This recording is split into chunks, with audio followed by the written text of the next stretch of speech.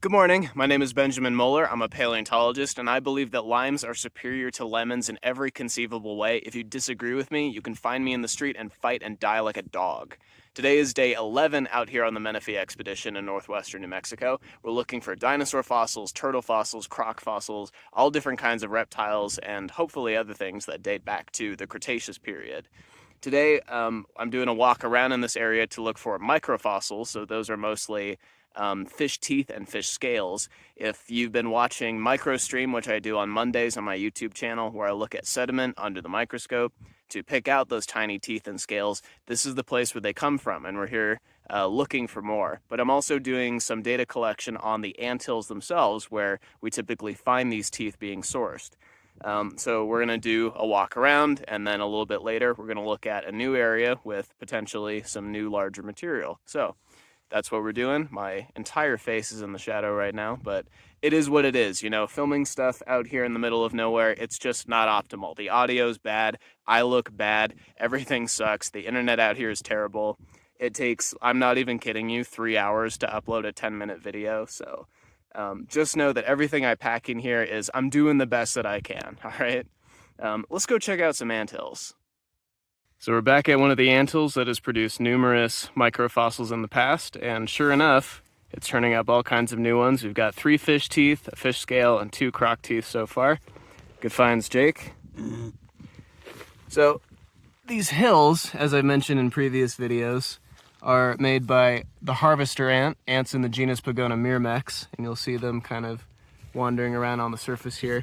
And they pick up tiny little shards of rock in order to armor their nests. So out here in the desert, when it rains, it pours, and the water can wash away smaller anthills. So harvester ants are one of these desert species that are adapted for that type of environment. They armor their nests with a very particular size and grain of sediment, and that just so happens to be the exact same size as some of these really tiny teeth. We'll get a closer look at these under the microscope back at the lab. But this is one of the sites that we come back to over and over in order to find new material, because these microfossils are very hard to find just out in the Badlands. You'd have to really spend your time crawling around on the desert floor, and that's not something we can usually afford the time to do. So the ants do us an important service, and part of what we're doing today is learning more about how they're distributed and where they may be getting these teeth from.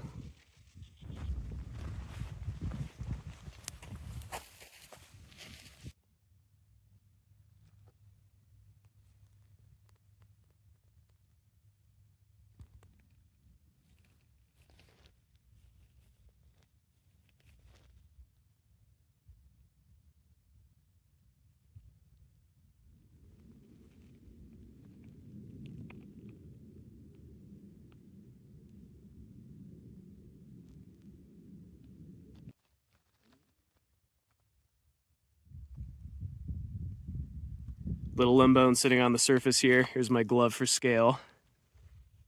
Check that little guy out. So I'm going to pop that, and we're going to continue looking at anthills.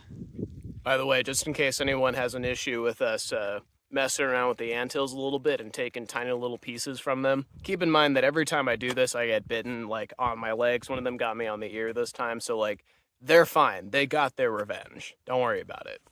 Also, I'm matching with the magnet this time, and I think that's cool. There's a gathering of bugs on the hood of my car. They're like all in a row. What are you doing?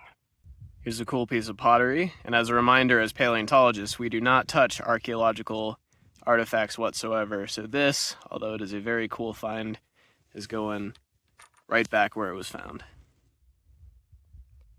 Here's another piece. Clearly a different type of pottery making technique there. Very cool. Another cool find for the day, some nice large chunks of dinosaur bone. They're exposed here on the surface, but going back into the hill, so hopefully there's more on either side. But first things first, you can see it's kind of cracking here. And so I'm going to be putting some very thin glue that will get down into the cracks to hold this together, so that as we start to dig around it, the pressure and the vibrations from the hammering won't cause this to continue to shatter and fall apart.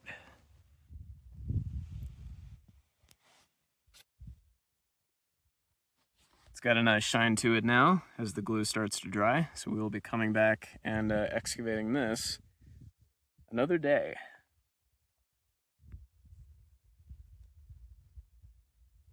Spent today looking at ants and how they pick up little pieces of the desert floor to armor their nest, just like so.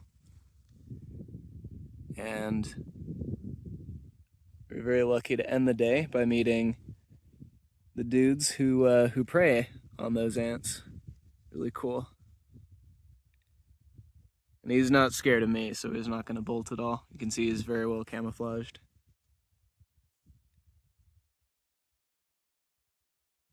See you guys tomorrow.